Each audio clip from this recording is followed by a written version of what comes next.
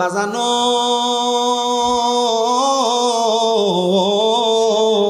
আপনারা মনে করছেন মা মারা গেছে দায়িত্ব শেষ, বাপ মারা গেছে দায়িত্ব শেষ। আল্লাহর নবী কয় না না না, একটা সন্তান মা বাবার প্রতি দায়িত্ব মারা যাওয়ার পরে আরো বেড়ে যায়। নবী গো কেমন দায়িত্ব আপনি নবী বলেন না। আমার নবীকে এক নাম্বার, একটা মা বাপ মারা যাওয়ার পরে সন্তান আসসালাতু আলাইহিমা, মা বাবার জন্য দোয়া করবে। দোয়া, ইয়া রাসূলুল্লাহ নবী গো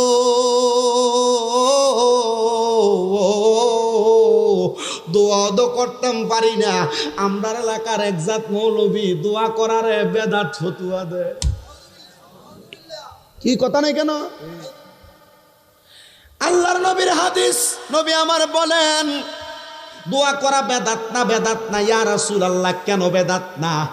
আল্লাহর নবী ডাক দিয়ে কইজা সাল্লাইতুম আলাল মাইয়িতি ফাখলিসু লাহু দুআ। এ মৌলবী সাহেবেরা জানাজার নামাজের পরে যে লাশ লইয়া দৌড়াদৌড়ি করো, জায়েজ নাই আর বেদাত বইলা বইলা ফতোয়া দাও, জানাজার পরে দোয়া নাই, এই কথাগুলা বলার দরকার নাই। মন চাইলে দোয়া করবা, না চাইলে তুমি বিরত থাকবা, যারা করে তাদেরকে করার সুযোগ দিবা।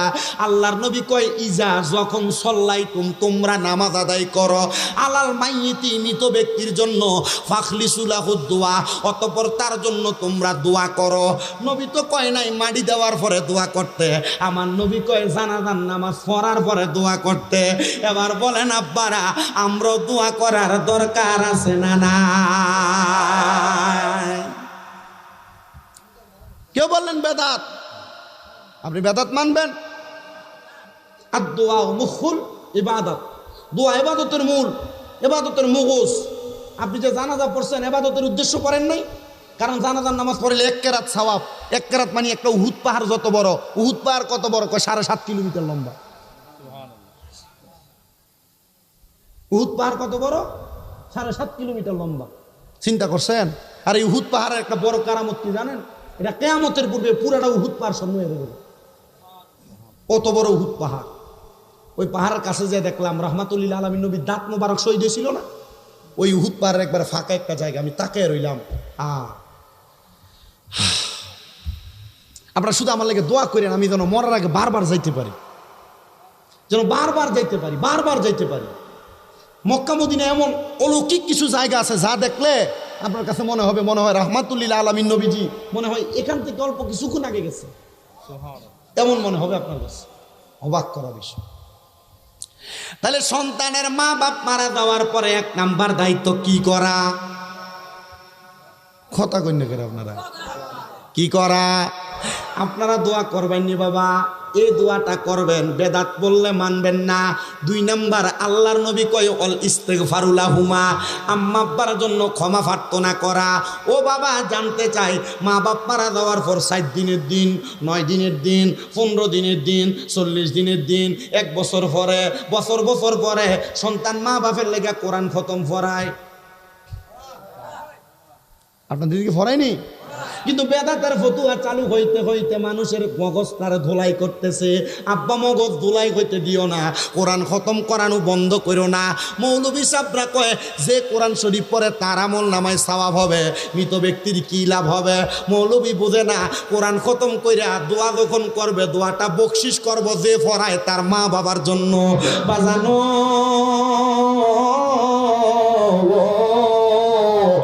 আমার এই পাইকপাড়া এলাকার ভাই বাবারা, আমার আল্লাহর নবী কয় ওয়াল ইস্তিগফারু লাহুমা, তোমরা তোমাদের মা বাবার জন্য ক্ষমা প্রার্থনা করো। হুজুর আমি পারি না, তাহলে আমি মসজিদের ইমাম দিয়া কোরআন খতম পড়াই, মাদ্রাসার ছাত্র দিয়া কোরআন খতম পড়াই।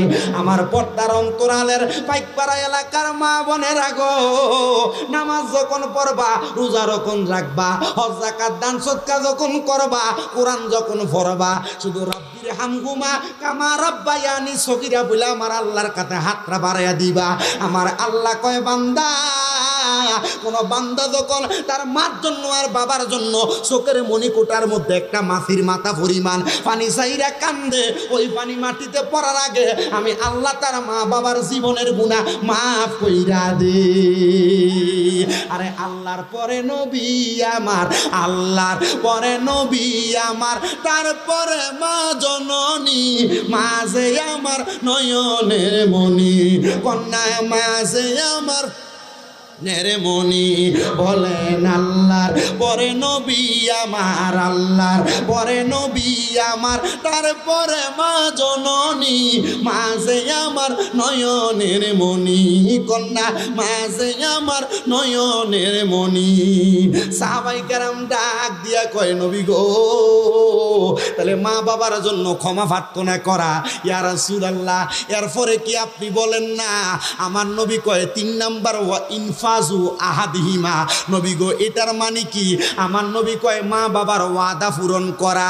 ভাইও এলাকার মধ্যে বহুত খবর দেখা যায়, নিউজ দেখা যায় ফেসবুকে, বাবা মারা গেছে, কিছুদিন আগে সোশ্যাল মিডিয়ার খবর, বাবা মারা গেছে এভাবে বসায়া মৃত বাবার হাত থেকে এইভাবে স্টেপ থেকে সিগনেচার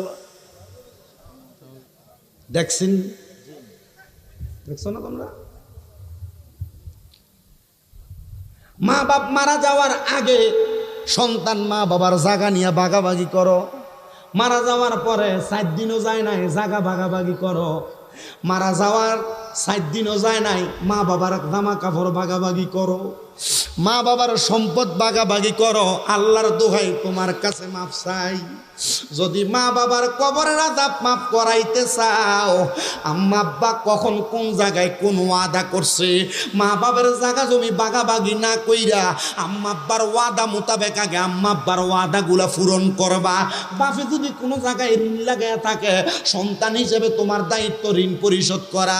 বলে হুজুর আমার আব্বা তো কোনো সম্পদ ওই রাইখা যায় নাই, তো আমি আব্বার ঋণটা পরিশোধ করাম কেমনে? আমি বলবো সন্তান রে, তোমার মা বাপ যে তোমার দুনিয়াতে জন্ম দিল, কষ্ট করে মানুষ করলো, তোমার দায়িত্ব তোমার ইনকাম থেকে বাবার ঋণ পরিশোধ করা। তুমি ঋণ পরিশোধ না করলে, ওয়াদা পালন না করলে, আমার আল্লাহর কাছে জালেম হিসেবে রূপ পাইবা, জালেম হিসেবে উঠবা। সাহাবায়ে কেরাম কই নবীর উম্মত, তাহলে তোমরা তোমাদের মা বাবার ওয়াদা পূরণ করো। মা বাপ কইছিল হজ করব, সন্তান আম্মা আব্বার বদলে একটা বদলা হজ করাইয়া দিও, কিন্তু তুমি এটা করো না, জায়গা ভাগাভাগি করো, এটার ব্যাপারে বড় সাবধান। সাহাবীরা কয় নবী গো এরপরে কি দায়িত্ব আপনি বলেন না? আমার নবী কয় এরপরের দায়িত্ব হলো ওয়াইনফাযু আহাদিহিমা ওয়াসিলাতির রাহমিল্লাতি লা তুসালু ইল্লা বিহিমা। আম্মা আব্বা মারা যাওয়ার পরে আম্মা আব্বার আত্মীয় স্বজনের সাথে সম্পর্ক বজায় রাখবা। অনেকের মা মারা গেছে, খালাদের সাথে, মামার সাথে, নানার বাড়ির আত্মীয়র সাথে সম্পর্ক নাই। আমি বলবো না রে বাবা, মা মারা যাওয়ার পরে খালার সাথে, মামার সাথে, নানার বাড়ির আত্মীয়দের সাথে সম্পর্ক রাখবা। বাবা মারা যাওয়ার পরে চাচার সাথে, ফুফুর সাথে, আত্মীয়দের সাথে সম্পর্ক রাখবা। কারণ কি জানোনি? আল্লাহর নবী কই এটার কারণ হইল যখন তুমি তাদের সঙ্গে সুসম্পর্ক রাখবা, ভালো সম্পর্ক রাখবা, আমার আল্লাহ তাআলা এদের রুহানি দুয়ার বরকতে তোমার মা বাপরে মাফ করে দিবে। আরো জোরে কোন সুবহানাল্লাহ। আপনারা কি কষ্ট হইতাছে বাবা? কষ্ট হইতাছে আপনারা? যদি কষ্ট হয় আমার বলবেন, আমার কোনো অসুবিধা নাই, আমি ওয়াজ শেষ করে দিব। আমি জানি না আপনারা কি ওয়াজ শোনেন, এ ওয়াজ আপনার এলাকায় চলেনি, শুনতে অসুবিধা হবে আপনাদের। যদি বলেন যে হুজুর একটু গজল গান, আমি গাইতে পারবো, কোনো অসুবিধা নাই। যদি মন চাই একটু গরম করার লাগে আমি গজল গাবো, একটু জোরে সরে পড়ে জশ্নে আমাদের রাসূল আল্লাহ হি আল্লাহ বিবি আমিনা কি ফোন আল্লাহ হি আল্লাহ, আল্লাহ হি আল্লাহ বলো, আল্লাহ হি আল্লাহ, আল্লাহ হি আল্লাহ বলো, আল্লাহ হি আল্লাহ জশ্নে আমাদের রাসূল আল্লাহ হি আল্লাহ বিবি আমিনা কি ফোন আল্লাহ হি আল্লাহ।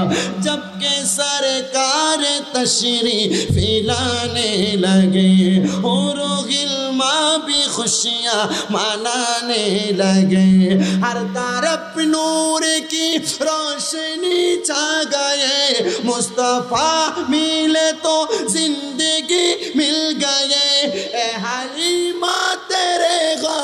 में आ गए दोनों आलम के रसूल अल्लाह ही अल्लाह दोनों आलम के रसूल अल्लाह ही अल्लाह बोलो अल्लाह ही अल्लाह बोलो ला बोलो अल्लाह ही अल्लाह बोलो अल्लाह ही अल्लाह जश्न आमद रसूल अल्लाह ही अल्लाह बीबी आमिना की फूल अल्लाह ही अल्लाह चेहरा मुस्तफा जब दिखाया गया चुप गए तारे और चाँद शर्मा गया आमिना देख कर मुस्कुराने लगे हवा मरियम खुशियाँ मनाने लगे आमिना सबसे कहने लगे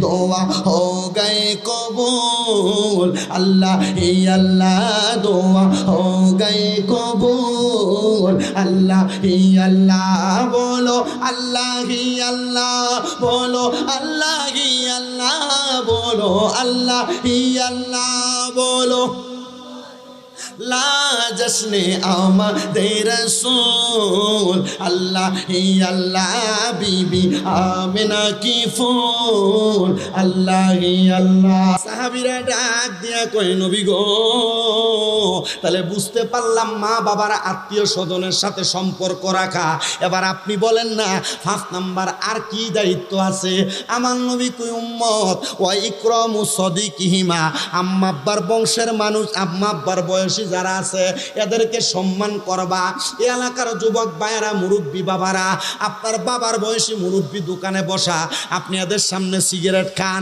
পায়ের উপর পা তুলে বসে থাকেন আপনার মার বয়সী মুরব্বী মহিলা আপনি তারা ধমক দিয়ে কথা বলেন না না না তওবা করবা আজকে থেকে মা বাবার বয়সী বয়স্ক যারা তাদেরকে সম্মান করবা মাঝে মাঝে বাবার বয়সীদেরকে একটু উপহার দিবা একটা লুঙ্গি কিনা দিবা একটা পাঞ্জাবি বানিয়ে দিবা মার বয়সী মহিলাদেরকে মাঝে মাঝে একটা কাপড় কিনা দিবা যদি তুমি এটা করতে পারো তাহলে আমল নামার মধ্যে মার খেদমতের সওয়াব পাইয়া যাইবা শোনো রে বাবা এই মায়ের খেদমতের ছোট্ট একটা ওয়াকিয়া তোমরা শোনাই হযরত জুবাইদা কান্দলবি রহমতুল্লাহ আলাইহা একজন মহিলা তিনি বসবাস করতেন মিশর এলাকায় জুবাইদা কান্দলবি বলে আমি দুনিয়ার জমিনের মধ্যে আল্লাহ তাআলার ইবাদতে মশগুল ছিলাম কারণ আমার আব্বা ছিলেন একজন ওলি আমার মা ছিলেন একজন আবেদা আমি জুবাইদা যখন ছোট আমার মা জননী আমার বড় কষ্ট করে মানুষ করছে আমি জুবাইদা আমি যখন ছোট্টবেলা থেকে আস্তে আস্তে করে বড় হইতেছি আমার মা আমি জুবাইদার কানে কানে কি যেন পড়তো আমি আমার মারে প্রাপ্তবয়স্ক হওয়ার পর জিজ্ঞেস করলাম মা আপনি কি যেন পইরা আমি জুবাইদার মাথা থেকে পা পর্যন্ত ফু দেন কি দেয় জোরে কয় না দি আপনার ফলাফাইনের অসুখ হইলে একটু যদি অসুস্থ হয়ে যায় হুজুরের কাছে ফিসাবের কাছে নেই না ফু দিবার লাগিয়া কথা কয় না খেলে আমি এই কথা কইলে তো হুজুরা পরে আবার ফুদন বন্ধ হয়ে দেব হুজুরের কাছে আপনারা নিতেন না নিবেন বেশি করে হুজুরের কাছে নেওয়ার কারণ আপনি নিজে তো নামাজ পড়েন না নিজে হালাল খান না হারাম খান এটার কোনো দিক দিশা নাই নিজে পরের হক মারা খান এটার দিক দিশা নাই হুজুর মসজিদে 5 ওয়াক্ত নামাজ পড়ায় ওমাই ইয়াখশাল্লাহু মিন ইবাদিহিল উলামা উলামায়ে কেরাম আল্লাহর দুনিয়াতে সবচেয়ে বেশি ভয় করে এজন্য আপনি উলামায়ে কেরামের কাছে পীর মাশায়েখের কাছে কারণ তারা আল্লাহর পছন্দনীয় বান্দা তারা ফু দিলে কবুল হইব তাড়াতাড়ি এজন্য নেন ঠিক না এজন্য নেন কি না আর নাইলে বাবা আমরা হুজুরের মোল্লার দাম আছিল আল্লাহ যদি আমরা দাম না বাড়াইতো আমরা মোল্লারের বাজারে বেচইতো ফিসা হুজুরের আল্লাহ দাম বাড়াই দিছে কি লাগে বাড়াই দিছে ওনারা ওনাদের বেলায়েতের পাওয়ার দিয়ে মুরিদদের রুহানি ইলাজ করে রুহানি চিকিৎসা করে ডাক্তার অপারেশন করে সার্জারি করে হাড্ডি ঠিক করে আর পিসাবরা ওনাদের রুহানি ইলাজ বেলায়েতের নজর দিয়া ওনাদের মুরিদদের কলব পরিষ্কার করে ঠিক কথা কোন ঠিক কি না এটা শুধু এই ফিসাব না যত ফিসাব আছে সব ফিসাবের কথা কি কোন আপনারা আমি শুধু শরীফুর রহমান ফিসাব হুজুর এনে বইয়ে রয়েছে দিকে হুজুরের প্রশংসা করবো আর আপনারা ফিসাবরে তালাক দিব না সবার ফির সবার কাছে মাথার কাজ কথা কই না কিন্তু আমি বহু জায়গায় দেখি আপনাদের এই আশেপাশে সহ বিভিন্ন এলাকায় হবিগঞ্জের অঞ্চলে বহু জায়গায় ফিসাব লয়ে ফিরে বহু এলাকার ভিতরে তারা ফিসাব ওয়াজ করে দাওয়ানোর পরে মুড়ি সব দুপুর করে বেরিয়ে থাকে কি আছে না এমন? আল্লাহ এমন পীর পূজা থেকে আমরা হেফাজত করুন। পীরের প্রতি ভক্তি আছে, আমি তো উঠে যাবো, আমার পীরের প্রতি ভক্তি, আমি যেন আবার থাকি, আমার পরবর্তী পীরের পর আরেকটা পীর যদি দেয় তারও তো একটা সম্মান আছে, কথা কয় না? আছে না, আছে না, আছে না? এই সম্মান ইজ্জত যেন আমাদের ঠিক থাকে, আল্লাহ কবুল করুক, আমিন। আর আপনারা পূজা কথা শুনলে পাগল হয়ে দেন না। পূজা মানে সম্মান করা, ইজ্জত করা, তাজিম করা। পূজা শব্দটা বেশি ব্যবহার করে সনাতনীরা, আমরা ব্যবহার করি না, কথা কয় না? ঠিক আছে না? আমরা কই কি পানি, এরা কই কি জল। কোনটা ভুল আসিনি একটা? আমি বাংলাতে honours final year, Comilla university. আপনি আমার কাছে বাংলা কইবেন? সুযোগ নাই। আল্লাহ বোঝার তৌফিক দি। এটি আস্তে আস্তে আমিন কই, কিপটে আর জোরে কো আমিন। বেড়া এক বেটা ভিক্ষা করবার লেগে গেছে।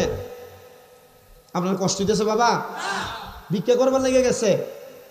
এর অভ্যাস তো ভিক্ষা করা, এ দোয়াও করে ভিক্ষা অনুযায়ী, যা ভিক্ষা দেয় এ অনুযায়ী দোয়া করে।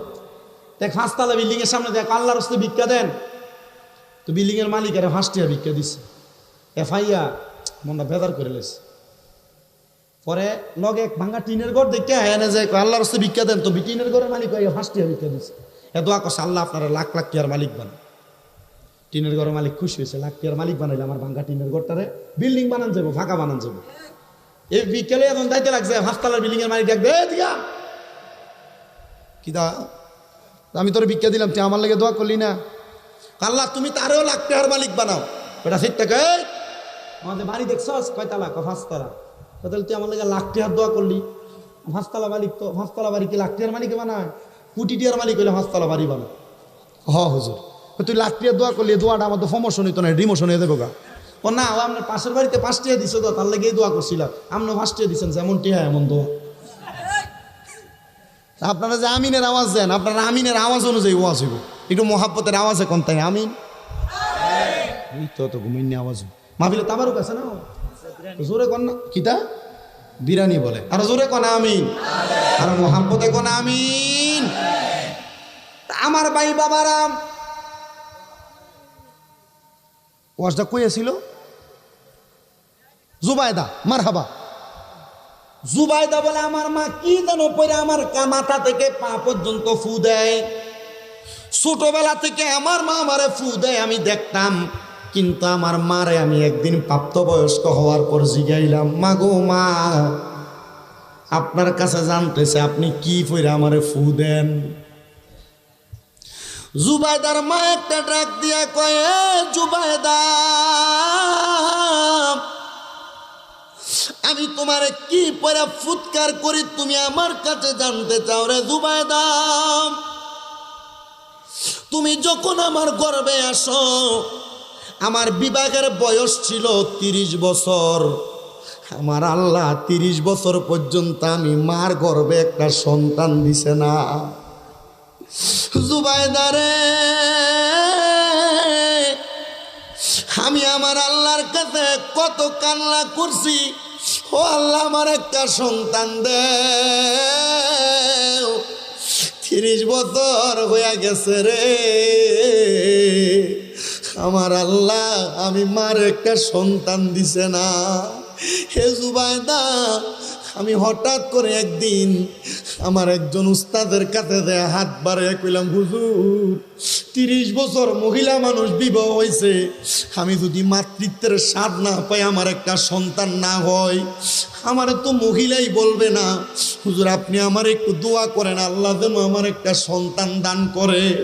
জুবাইদা বলে, আমার হুজুর আমার একটা কোরআনের আয়াত পড়া শোনাইছে, ওয়া মিনাল লাইলি ফাতাহাজ্জাদ বিহি নাফিলাতাল লাকা আসা আইয়াবআসাকা রাব্বুকা মাকামাম মাহমুদা।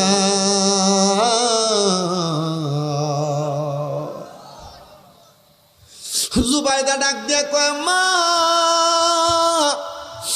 এতে আমার আল্লাহ তাআলা আমার নবীরে বলছে আপনি রাত্রির কিছু অংশে তাহাজ্জুদের নামাজ পড়েন, অতি সত্বর আপনার মাকামে মাহমুদ প্রশংসার জায়গা দান করা হবে। মা আপনি এই আয়াত দিয়া কি বুঝছেন? জুবাইদা বলে, ও মা বলেন না। জুবাইদার মা ডাক দিয়া কয়, আম্মু, আমারে আমার হুজুর কেবলা বলে দিয়েছেন আমি যেন এখন থেকে ওযুর সাথে তাহাজ্জুদের নামাজ পড়ি। আমি 2 করে 4 রাকাত, 3 4 12 রাকাত তাহাজ্জুদ নামাজ পড়া আমি যদি আমার আল্লাহর কাছে দোয়া করি, আমার আল্লাহ তাআলা আমার একটা সন্তান দান করব। এ জুবাইদা, আমি 3 মাস একটানা ওযু কইরা তাহাজ্জুদের নামাজ পড়তাম গভীর রজনীতে, আর আমি আমার আল্লাহর কাছে কাঁদছি, আল্লাহ একটা সন্তান দাও, ও আল্লাহ তুমি একটা সন্তান দাও। আল্লাহ আমার সন্তান দিলে ওই সন্তান আমি মারা যাওয়ার পরে আমার জন্য দোয়া করবে। কত পর্দার অন্তরালের মহিলাদের সন্তান নাই, তারা সন্তানের জন্য কান্দে। আমি বলবো মা তাহাজ্জুদের নামাজ পড়ো। এ যুবক, বিদেশ যাওয়ার চেষ্টা করো, যাইতে পারো না, আমি বলবো তাহাজ্জুদের নামাজ পড়ো। হে মুরব্বী বাবারা, কঠিন রোগে আক্রান্ত, রোগ শেফা হয় না, আমি বলবো তাহাজ্জুদের নামাজ পড়ো। আল্লাহর দরবারে কেউ খালি ফিরে না। আমার অনেক ভক্ত আছে যাদেরকে সন্তান হয় না, বলছি তাহাজ্জুদ পড়তে আল্লাহ সন্তান দিছে। আমার বহু ভক্ত আছে যারা বিদেশ যাইতে পারে না, আমি বলছি তাহাজ্জুদ 3 মাস পর বিদেশ যাইতে পারবি। আমার বহু ভক্তরা বিদেশ আছে, এরা কই হুজুর আকামা লাগে না, আমি কইছি তাহাজ্জুদ পর দেখবি ব্যবস্থা হয়ে যাবে। ঠিকই তাহাজ্জুদের বরকতে আমার আল্লাহ তাআলা সন্তান দান করে, বিপদ থেকে উদ্ধার করে, কামাই রুজিতে বরকত দেয়। আপনারা বলেন যে তাহাজ্জুদের বরকতে 30 বছর পরে আল্লাহ সন্তান দেয়, ওই তাহাজ্জুদের নামাজ আমরা পড়ার দরকার আছে না নাই? ও তুমি কাউরে দিলা 10টা সন্তান, থাকার জায়গা নাই, আবার কাউরে দিলা কোটি টাকা, একটা সন্তান নাই। টাকা পয়সা ধন সম্পত্তি দিলা বেশি করে, কিন্তু মরার পরে কান্দে করে কবরে নামাবে কে তা? আরে রে প্রেমের খেলা খেলছো দয়াল রে, তোমার খেলা চমৎকার, দোস্তরে কান্দাইয়া রে তুমি মিলাইছো বাজার রে। প্রেমের খেলা খেলছো দয়াল রে, নির্দোষীরে রাখো দয়াল ববের জেলখানায়। আবার অপরাধ করিয়া কেউ ঘুরে সর্বদাই, হাকিম হইয়া হুকুম করো, পুলিশ হইয়া ধরো, সর্প হইয়া দংশন করো, উজা হইয়া যা হারো রে। প্রেমের খেলা খেলছো দয়াল রে। জুবাইদার মা ডাক দিয়া কয়, ও জুবাইদা, আমি 3 মাস একটানা তাহাজ্জুদ পড়ছি রে জুবাইদা। যেদিন আমার 3 মাস শেষ, আমি তাহাজ্জুদের মুসল্লার ভিতরে কাঁদছি। আমি কানতে কানতে নামাজের মুসল্লার মধ্যে বেহুশ। এমন টাইমে সুদর্শন একজন ব্যক্তি আইসা আমি মার মাথাটার মধ্যে হাত বুলাই, আর ডাক দিয়া কয়ে, মা সন্তানের জন্য কান্দো, আমার আল্লাহ তাআলা তোমার এমন একটা সন্তান দান করবে, যেই সন্তানটার কারণে তুমি দুনিয়া এবং আখিরাতের মধ্যে ধনী হইয়া যাইবা। আমার বিজয়নগরের পাইকপাড়ার বাবারা, ও নবীর উম্মতের দল, জুবাইদার আম্মা বলে, ওই তাহাজ্জুদের নামাজ আমার এমন একটা নিয়ামত দান করছে, 30 বছর কোনো সন্তান হয় না, কিন্তু আমার আল্লাহ তাআলার কাছে তাহাজ্জুদের নামাজ পড়া কান্না করার কারণে তুমি জুবাইদারে আমার আল্লাহ দান করে দিছি। মা তাইলে কি পরে ফু দেন কেন, কারণ কি? বলে একদিন তুমি হঠাৎ অসুস্থ হয়ে গেছো, তোমার মুখ থেকে এমন ভাবে ললাট বের হয়, আমি মনে করছি তুমি মারা যাইবা। আমি আমার ওই উস্তাদের কাছে নিয়ে গেলাম, হুজুরকে বললাম, হুজুর আমার কন্যা সন্তান মুখের থেকে ললাট বের হয়ে গেছে, আমার মেয়েটা মনে হয় মারা যাবে, হুজুর আপনি আমার মেয়েটার জন্য একটা চিকিৎসার ব্যবস্থা করেন। হুজুর কি যেন চোখটা বন্ধ করে পড়লেন আর 2 রাকাত নামাজ আদায় করলেন। নামাজটা পইরা আমার হুজুর আমার মাথা থেকে পা পর্যন্ত 3 বার ফুৎকার করছি। ফুৎকারের সাথে সাথে দেখলাম তোমার মুখ দিয়ে ললাট পড়া বন্ধ হয়ে গেছে। আমি আমার হুজুরকে বললাম, হুজুর এমন কি পড়ছেন গো যেই পড়াটার কারণে আমার কন্যার ললাট পড়া বন্ধ হয়ে গেছে, লালা পড়া বন্ধ হয়ে গেছে, আমার মাইয়াটা সুস্থ থাকার জন্য আপনার এই দোয়াটাই মনে হয় যথেষ্ট। হুজুর ডাক দিয়া কয়, আমি অন্য কোনো কিছু পড়ি নাই, অন্য কোনো কিছু পড়ি নাই, আমি একবার সূরা ফাতিহা, 3 বার সূরা ইখলাস পড়া, সূরা কাফিরুন একবার পড়েছি, সূরা ইখলাস একবার পড়েছি, সূরা ফালাক একবার পড়েছি, সূরা নাস একবার পড়া আমি তোমার কন্যা সন্তানের মাথা থেকে পা পর্যন্ত ফুৎকার করেছি। এই মহিলা, তোমার সন্তান যখনই অসুস্থ হয়ে যাবে তুমি একবার সূরা ফাতিহা পড়বা, 3 বার সূরা ইখলাস পড়বা, সূরা কাফিরুন একবার পড়বা, সূরা ইখলাস একবার পড়বা, আবার সূরা ফালাক একবার পড়বা, সূরা নাস একবার পড়বা, পইরা তুমি মাথা থেকে পা পর্যন্ত 3 বার ফুৎকার দিবা। ছোট বাচ্চাদেরকে ঘুমানোর পরে এভাবে ফুৎকার দিলে বাচ্চারা রোগ বালা মুসিবত ধরে না।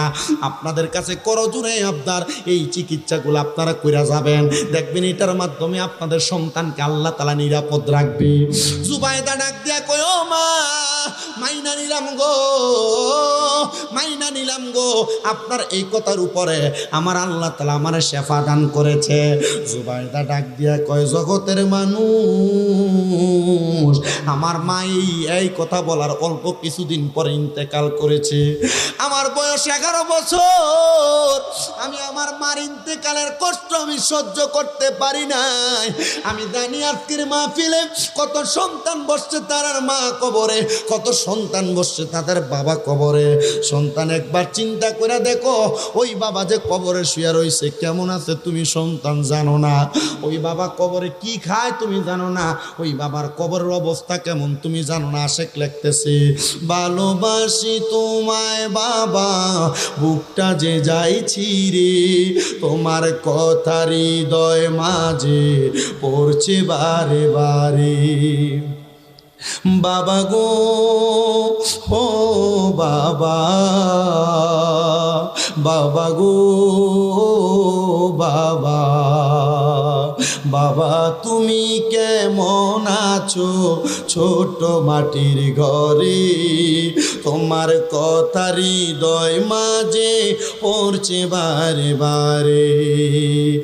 বাবা গো, ও বাবা, বাবা গো বাবা। হে দুনিয়ার মুসলমান, ওই সন্তান জুবাইদা ডাক দেয়া কয়, আমার মা ইন্তেকাল করার পরে আমি আমার মার ইন্তেকালের কষ্টটা সহ্য করতে পারলাম না।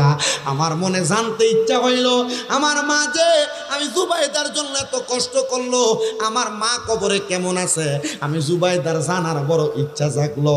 ও বাবা, মা যে কবরে পড়ে রয়েছে, মাটা কবরে কেমন আছে তুমি জানোনি?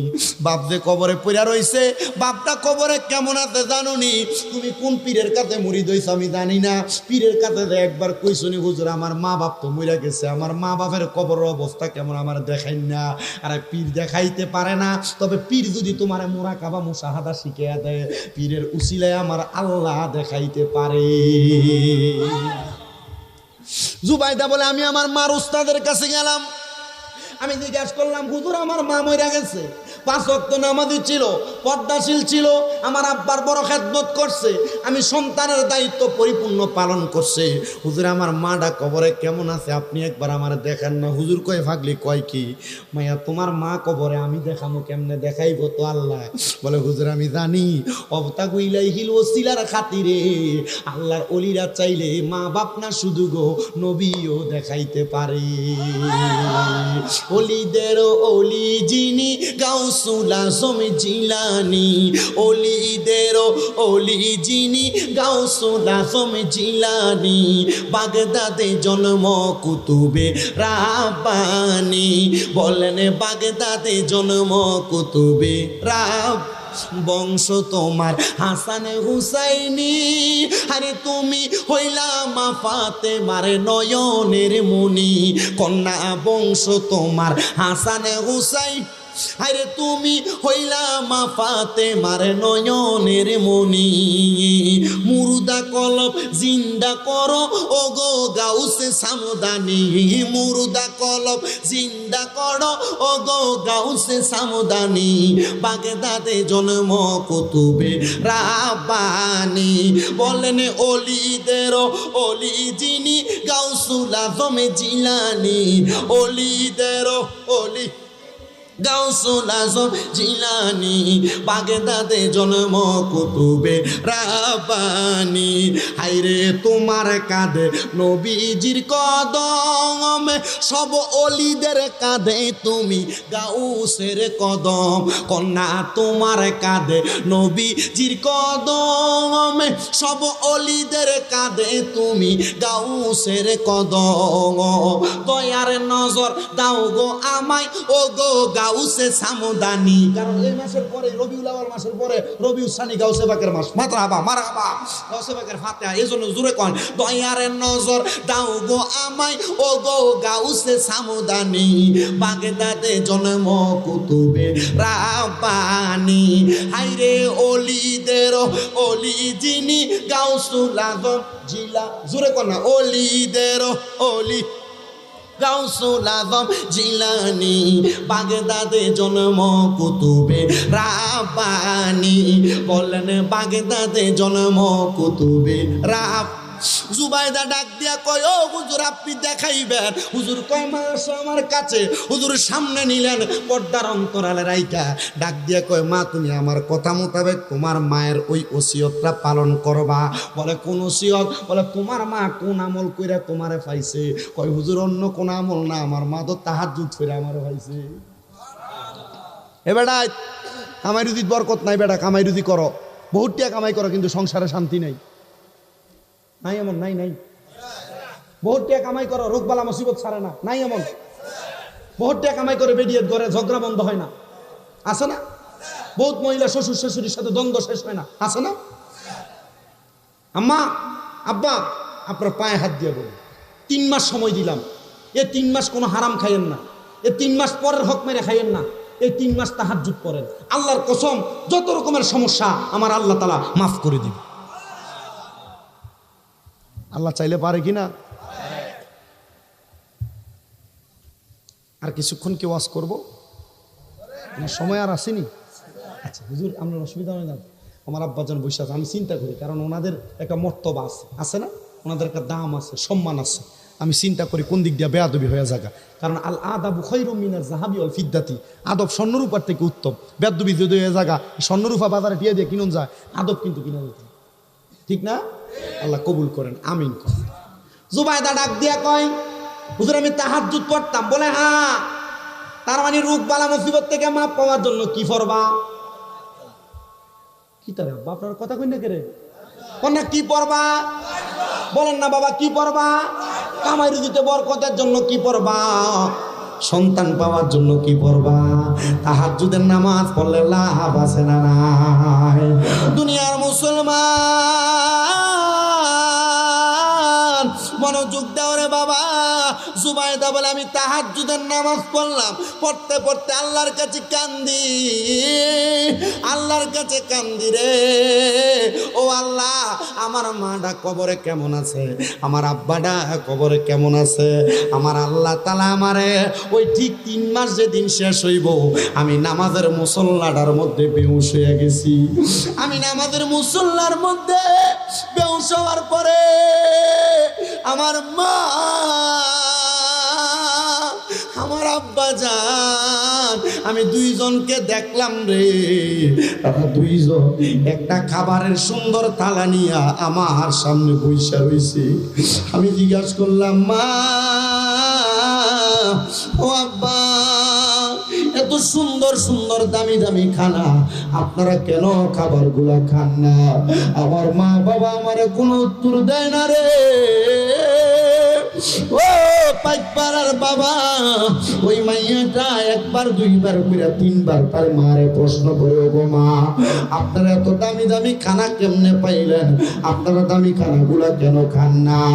মাটা জবাব দেয়, ও মাইয়া তোমার মতো একটা নেককার মাইয়া আমি দুনিয়াতে রাইখা আসছি, তোমার দোয়ার বরকতে আমার আল্লাহ তাআলা আমরারে কবরে সুন্দর খানা দিছে। ও বাবা, মা কবরে বাবা কবরে, আপনার আম্মা আব্বার জন্য আপনি যখন দোয়া করবেন, আপনার দোয়ার বরকতে আমার আল্লাহ তাআলা তার মা বাবারে জান্নাতের খানা দান করবে। জোরে জোরে কোন সুবহানাল্লাহ। ওরে মা তুমি কেমন আছো, বাবা তুমি কেমন আছো, মা তুমি কেমন আছো, বাবা তুমি কেমন আছো? অন্ধকার কবরে তোমার জন্য কান্দে অন্তর, চোখের পানি ঝরে তোমার জন্য কান্দে অন্তর, চোখের পানি ঝরে। মা তুমি কেমন আছো, বাবা তুমি কেমন আছো?